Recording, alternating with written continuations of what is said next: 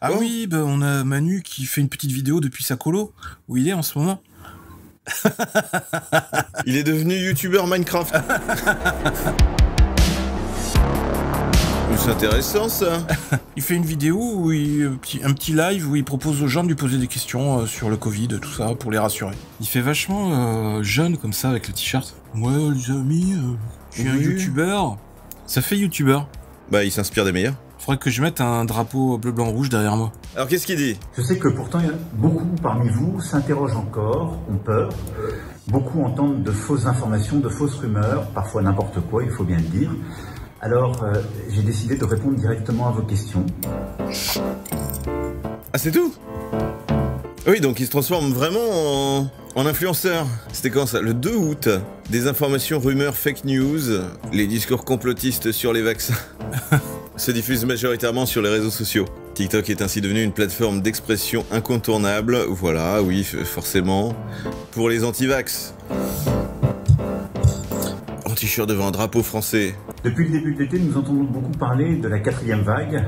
Au moment où je vous parle, il y a un peu plus de 42 millions de Françaises et de Français qui ont reçu une injection de vaccin. Et il y a un peu plus de 35 millions d'entre nous qui avons reçu les 2 doses. Et qui sont donc dûment vaccinés. Complètement vaccinés. Je sais que pourtant, beaucoup parmi vous s'interrogent encore, ont peur. Beaucoup entendent de fausses informations, de fausses rumeurs, parfois n'importe quoi, il faut bien le dire. Alors, j'ai décidé de répondre directement à vos questions. Allez-y, posez-les-moi, et j'essaierai d'être le plus direct et le plus clair possible. Il s'est improvisé spécialiste scientifique sur les vaccins et sur le Covid.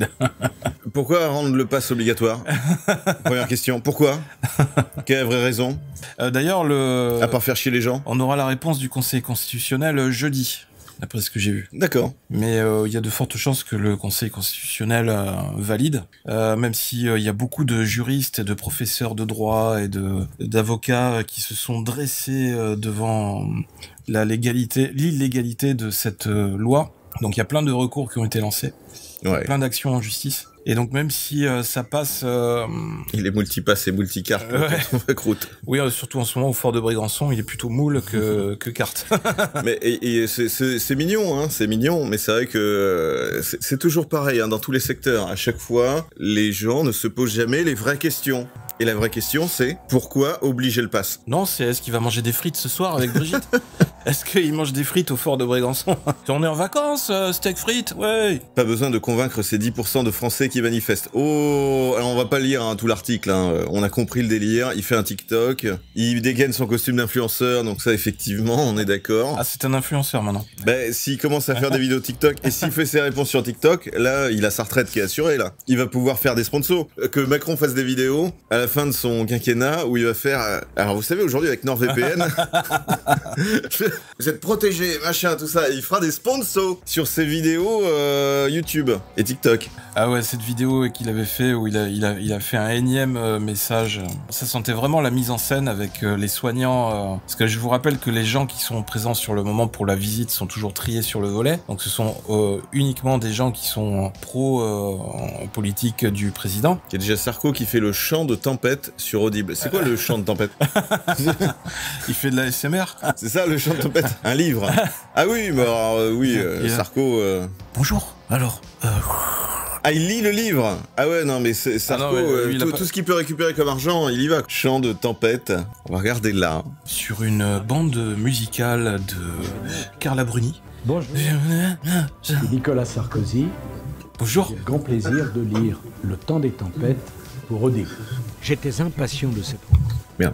Enfin, je franchis une porte et me retrouvais dans une large pièce, assez dépouillée. Le pape m'attendait. Salut, c'est Nicolas Sarkozy. Je vais vous lire un livre. Attends, je lis. Avec des chaussures rouges. Le premier qui m'en a parlé, c'est alors, fils Pierre. Ça fait bizarre de voir un ex-président faire ce genre de truc. Ça j'avoue que... Bientôt, il va doubler les dessins animés. Ouais. Sarkozy, il est plus vieux. qu'Emmanuel Macron. Donc lui, il fait lecture de livres, tu vois, les trucs un peu prot-prot. Mais Macron... Mais c'est des livres érotiques, hein. C'est un gamin. Il vient, quand il vint, il était déjà en pleine érection. Macron, il a quel âge? Il a 23, 24, non? Bah avec le t-shirt, je lui donnerais plutôt 20. Samantha s'approcha de Peter. Peter était déjà en pleine érection. Mais si ça se trouve, c'est très bien. Hein. Si ça se trouve, c'est très très bien. Merci Strass pour cette info. J'imagine, ça on l'a pas encore eu, mais j'imagine un homme politique en train de jouer à un jeu vidéo en direct sur Twitch. Né en 60... Ah, il est un peu plus vieux que moi. Il est un petit peu plus vieux que moi. Je suis plus vieux que lui. Mais par contre, toi, tu es plus vieux que lui. Donc, bon, c'est un gamin. Comme moi. Mais oui. En ce moment, j'ai cette pub tout le temps sur YouTube. Ah oui. Mais ça, c'est parce que Strass, tu écoutes beaucoup trop de livres audio. Non, c'est parce que tu as été identifié comme public cible. Tu vois, moi, les pubs que je reçois sur Facebook, YouTube, tout ça, c'est que des trucs de cul. Sur Facebook. On n'est plus dans la cible du public auquel il veut s'adresser. Il veut vraiment s'adresser aux jeunes. Ça, on l'a vu déjà la semaine dernière quand avec l'anecdote autour des mangas et du dessin, enfin l'illustration de One Piece. Y a pas de commentaires, putain. Y a pas de commentaires. Y a pas de commentaires. La censure. La censure. Bon bref, voilà, ok, donc belle info. Macron qui prépare son futur compte TikTok pour quand il sera à la retraite. Et YouTube, et les partenariats, et il fera bientôt partie de Webedia. Et sinon, effectivement, s'il y avait il y a qu'une seule question. Pourquoi le pass obligatoire quand ce n'est pas nécessaire? Et alors, chose aussi intéressante à dire, c'est que il y a de plus en plus de pays de l'Union européenne qui commencent à citer la France en exemple pour les nombreuses manifestations, des gens qui se réveillent et qui se révoltent un peu contre le pass sanitaire. Parce que dans les autres pays, c'est un peu plus verrouillé et les gens sont un peu plus endormis. Ah ouais? Oui, alors que je trouve que pour l'instant, ça bouge pas encore beaucoup en France. Alors c'est peut-être c'est aussi parce que c'est les vacances, les gens sont pas hyper mobilisés, il y en a beaucoup qui sont en congé, qui sont à la plage en train de se faire infecter. Donc la France commence à être citée en référence. Il y a beaucoup de pays comme l'Allemagne, comme les pays de l'Est, comme la Grèce, comme l'Italie, qui observent ce qui se passe en France et qui encouragent les Français à continuer. Parce que le pass sanitaire, je rappelle que c'est une mesure européenne, hein, c'est l'Union européenne qui l'avait voté déjà dès le mois de mai. Et attention à ne pas confondre avec anti-vax. Nous ne sommes pas anti-vaccins. Non. Nous sommes anti-pass. C'est pas la même chose. Je crois qu'on ne peut pas... On ne peut pas, dans le contexte de la conjoncture actuelle. Très bien. Bisous, Emmanuel. Mon Dieu. Si tu nous écoutes, passe nous voir à Saint-Livrade-sur-Lot. On se fait une petite rando, un petit pèlerinage à Lourdes. Quand tu veux. Oui, on fera les chemins de Saint-Jacques en live sur TikTok.